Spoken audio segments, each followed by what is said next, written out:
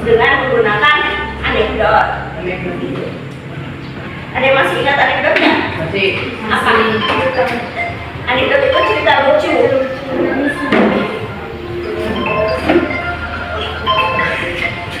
Anekdot itu cerita lucu yang gimana? Ya, cerita lucu yang membuat kita tertawa. Membuat kita tertawa, dan biasanya di dalamnya adalah unsur sindiran.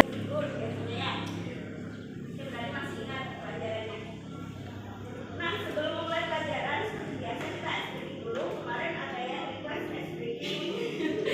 Apa? Jika makan. Buat genepin tadi.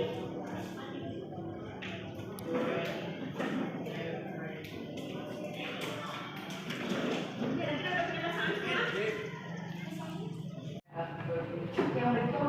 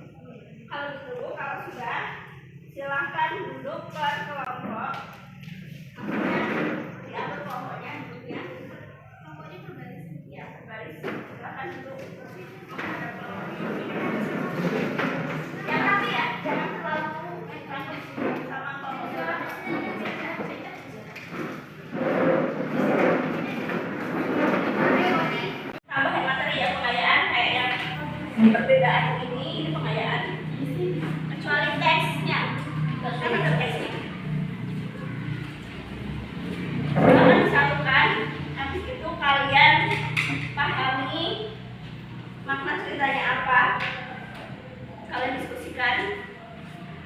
Strukturnya bagaimana, sudah pas apa belum? Sudah paham dengan tugasnya? Sudah?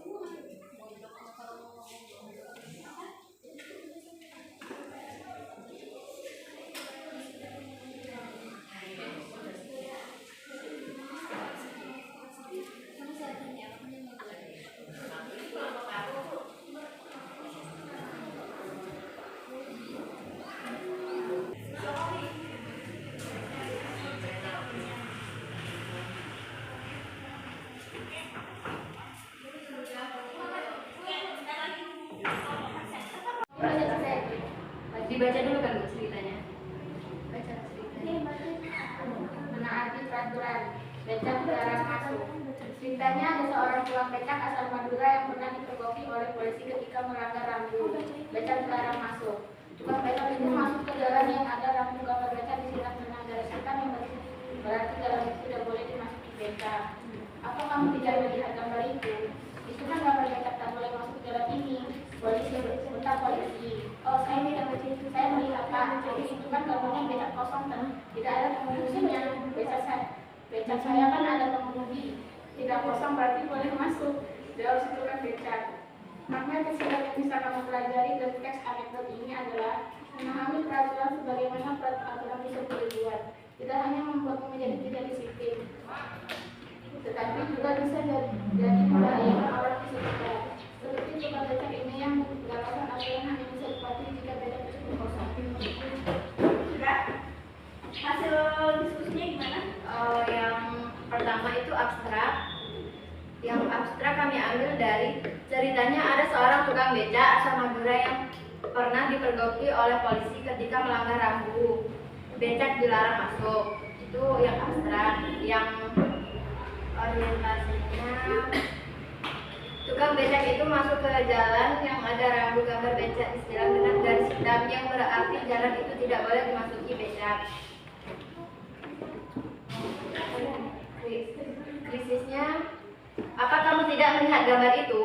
Itu kan gambar becak tak boleh masuk jalan ini, bentak polisi. Reaksi, oh saya melihat Pak, tapi itu kan gambarnya becak kosong, tidak ada pengemudinya. Becak saya kan ada yang mengemudi. Tidak kosong berarti boleh masuk. Jawab si tukang becak. Kodanya,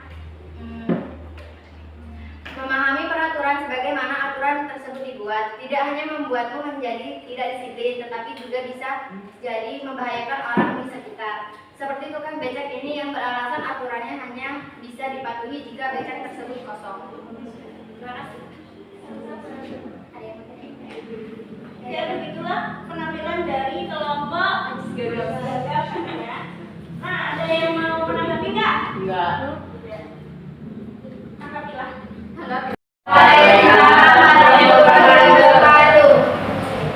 Kami dari kelompok orkestra mau mempresentasikan hasil diskusi kami.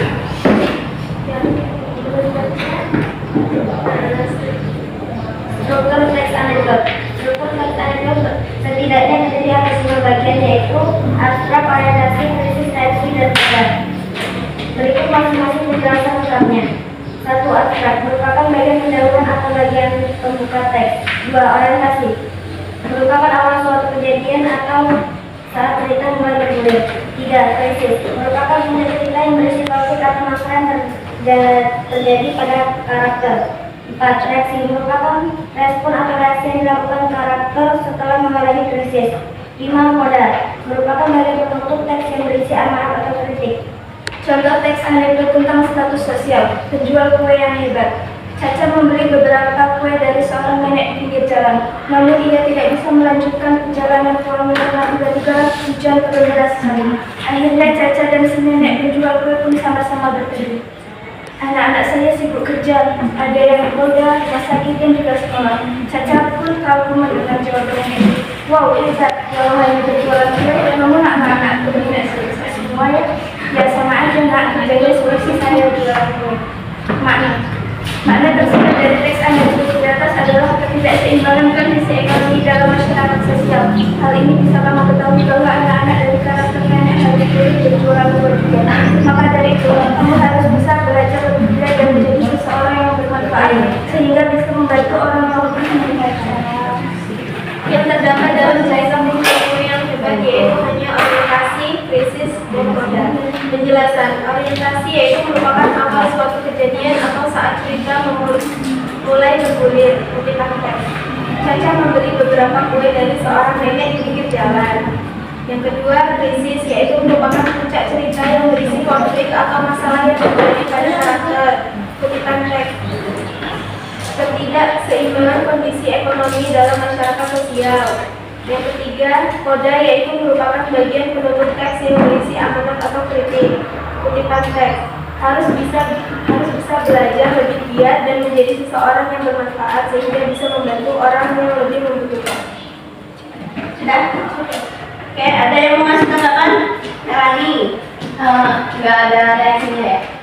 Nggak ada yang menarik. Nggak ada. Ini dengan teksnya nggak sih? Oh. Ada lagi?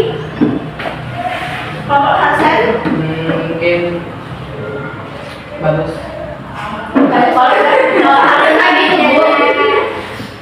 Bagus terus. Oke deh, selanjutnya Zaleha.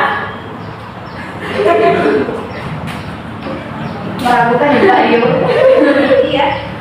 Diam-diamin apa Nggak ada. ya udah. Kalau nggak ada, kita kasih hapus dulu untuk kelompok. Kita Mungkin hanya itu yang dapat kami sampaikan. Kurang lebihnya jika ada salah, hal semua boleh berbicara. Amin. Wassalamualaikum warahmatullahi wabarakatuh. Waalaikumsalam warahmatullahi wabarakatuh. kelompok siapa? Kelompok Jokowi.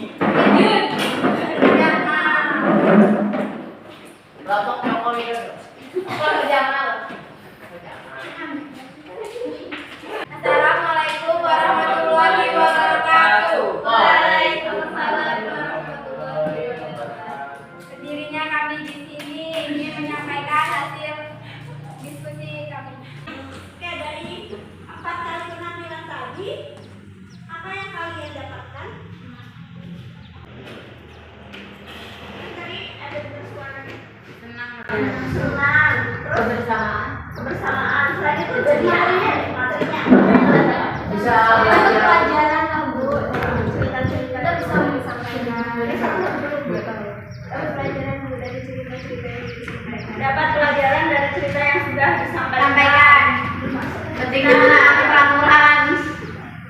Perlunya. Sudah paham, sudah bisa mencari tahu mana struktur dari teks anekdot gitu ya. Kalau sudah tahu, alhamdulillah berarti pembelajaran kita tercapai. Nah, untuk selanjutnya pertemuan berikutnya kita masih tentang struktur teks anekdot. Tapi kalau ini kan kita cuma mengurutkan potongan-potongan tadi menjadi kalimat yang bagus, yang sesuai. Nah, kalau besok kita akan membuat berdasarkan imajinasi dan kreasi kita. Jadi terserah kalian besok mau bikin teks anekdot tentang apa boleh tentang pendidikan, politisi, terus boleh tentang yang lainnya lah pokoknya. Terserah kalian dan ibu bebaskan nanti di rumah silakan menggunakan media elektronik kalian, boleh TV, HP, iPhone dan sebagainya untuk mencari siapa tokoh yang kira-kira mau kalian jadikan objek di teks artikel kalian di minggu depan. Itu kita siap-siap dulu. Kita pulang. Yes. Mari kita akhiri dengan doa. Silakan diikuti. Sudah. Siap gerak. Sebelum pulang, mari kita berdoa menurut agama dan kepercayaan masing-masing. Berdoa mulai.